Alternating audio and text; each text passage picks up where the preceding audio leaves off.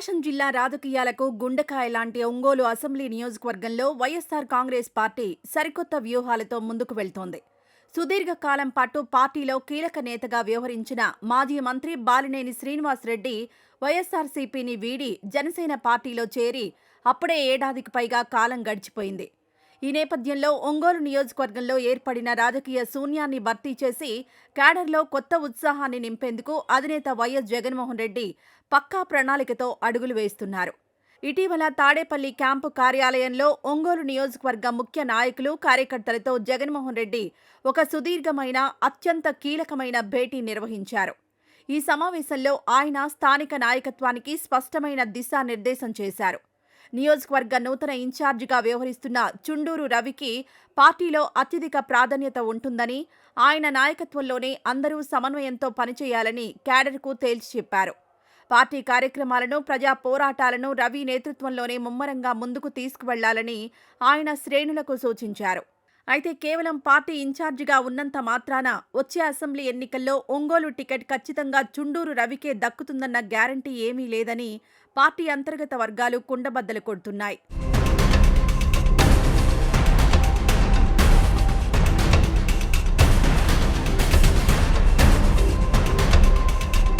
చుండూరు రవికి టికెట్ విషయంలో ఎలాంటి ఖచ్చితమైన హామీ ఇవ్వకపోవడం వెనుక ఒక బలమైన రాజకీయ, సామాజిక సమీకరణం దాగి ఉంది.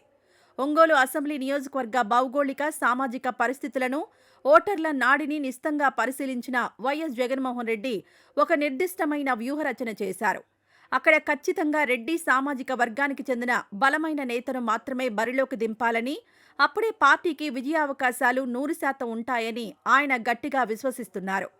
పార్టీ కష్టకాలంలో ఉన్నప్పుడు విడిచి వెళ్లిన ఫిరాయింపు నేతలను ఎట్టి పరిస్థితుల్లోనూ తిరిగి అక్కున చేర్చుకునే ప్రసక్తే లేదని వైఎస్ జగన్ విధానపరమైన నిర్ణయం తీసుకున్నారు.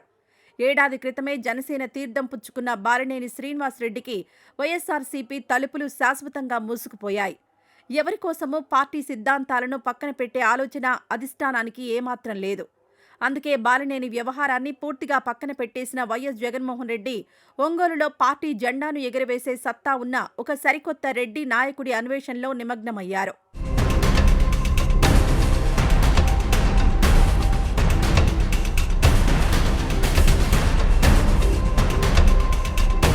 రాబోయే ఎన్నికల్లో ఒంగోలు గడ్డపై వైఎస్సార్ కాంగ్రెస్ పార్టీ తరపున పోటీ చేసే ఆ అసలైన అభ్యర్థి ఎవరన్నది ఎన్నికలకు ముందు మాత్రమే అధికారికంగా ఖరారు కానుంది. పార్టీ ప్రక్షాళనపై పూర్తి స్థాయిలో దృష్టి సారించిన జగన్మోహన్ రెడ్డి క్షేత్రస్థాయి నుంచి పార్టీని బలోపేతం చేసే చర్యలు చేపట్టారు. నియోజకవర్గాల సమన్వయకర్తలతో, పార్టీ పరిశీలకులతో ఆయన విడతల వారీగా సుదీర్ఘ సమీక్షా సమావేశాలు నిర్వహిస్తున్నారు. యువజన విభాగం, విద్యార్థి విభాగం, మహిళా విభాగాలతో పాటు వివిధ అనుబంధ సంఘాల ప్రతినిధులతో నిరంతర మేధోమథనం జరుపుతున్నారు.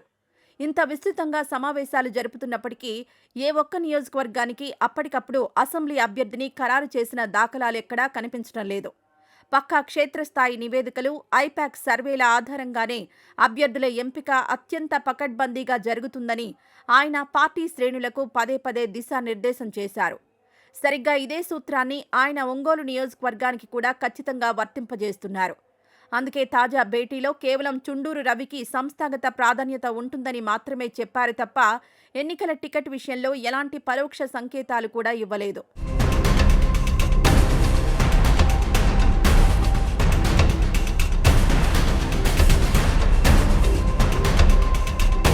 మరోవైపు వైఎస్సార్ కాంగ్రెస్ పార్టీని వీడి జనసేనలో చేరిన బాలినేని శ్రీనివాసరెడ్డి ఆ పార్టీలో తన స్థానాన్ని పదిలం చేసుకునే పనిలో నిమగ్నమయ్యారు.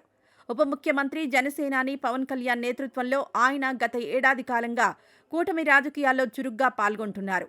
పవన్ కళ్యాణ్ ఒక ఆశ్రయమని, ఆయన నాయకత్వంలో పనిచేయడం గర్వకారణమని బాలినేని ఇప్పటికే అనేకసార్లు బాహాటంగా ప్రకటించారు.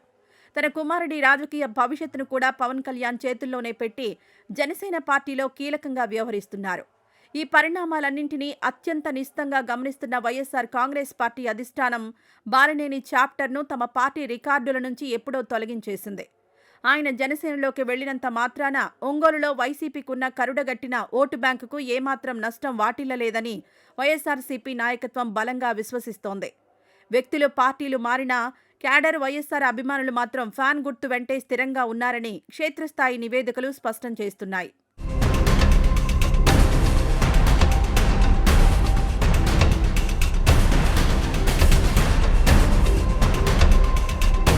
గత రాజకీయ చరిత్రను, ఎన్నికల ఫలితాలను ఒకసారి లోతుగా విశ్లేషిస్తే ఒంగోలు రాజకీయాలకు సంబంధించి అనేక విషయాలు వెలుగులోకొస్తాయి.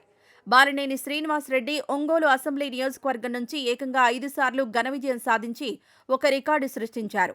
అయితే ఈ వరుస విజయాలన్నీ కేవలం ఆయన సొంత ఇమేజ్తో, వ్యక్తిగత చరిష్మాతో వచ్చినవి ఏమాత్రం కావన్న బలమైన వాదనను వైసీపీ అధిష్టానం తెరపైకి తెస్తోంది. ఉమ్మడి ఆంధ్రప్రదేశ్ రాష్ట్రంలో అప్పటి ముఖ్యమంత్రి దివంగత వైఎస్ రాజశేఖరరెడ్డి ప్రభంజనంతో ఆయన సునాయాసంగా గెలుపొందారు. ఆ తర్వాత రాష్ట్ర విభజన అనంతరం వైఎస్ జగన్మోహన్ రెడ్డి పట్ల ప్రజల్లో వెల్లువెత్తిన సానుభూతి, ఫ్యాన్ గుర్తు సునామీలోనే బాలినేని శ్రీనివాసరెడ్డి విజయ తీరాలు చేరుకున్నారు. ఆయనకంటూ సొంతంగా భారీ ఓటు బ్యాంకు లేదని, కేవలం పార్టీ గుర్తు బలం వల్లే ఆ విజయాలు సాధ్యమయ్యాయని వైసీపీ వర్గాలు స్పష్టమైన అంచనాతో ఉన్నాయి. అందుకే ఒంగోలు బరిలో ఇక ఎలాంటి కొత్త ప్రయోగాలు చేయకుండా స్థానిక ప్రజలకు అందుబాటులో ఉండే ఒక బలమైన రెడ్డి సామాజిక వర్గ నేతకే టికెట్ ఇచ్చి పార్టీ సత్తా చాటాలని జగన్మోహన్ రెడ్డి ఒక స్థిరమైన నిర్ణయానికొచ్చారు. ఈ వ్యూహంతోనే ఒంగోలులో తిరిగి వైఎస్ఆర్సీపీ జెండాను రెపరెపలాడించాలని పార్టీ శ్రేణులు సమాయత్తమవుతున్నాయి. మరి ఒంగోలు రాజకీయాలు ఎలా ఉండబోతున్నాయో వేచి చూడాలి.